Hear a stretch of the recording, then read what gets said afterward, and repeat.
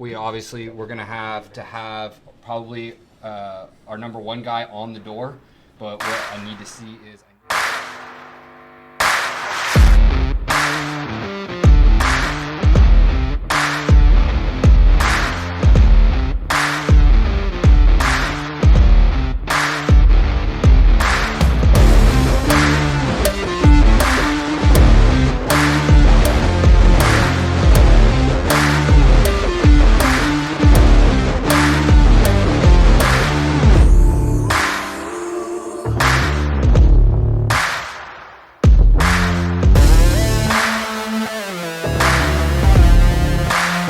Contact right, bail left!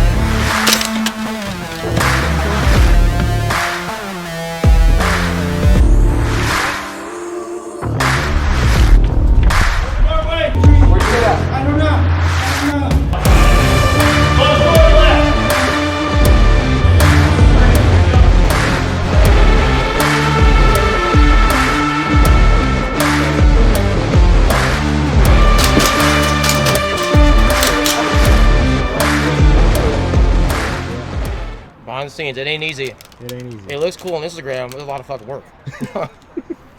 Yeah.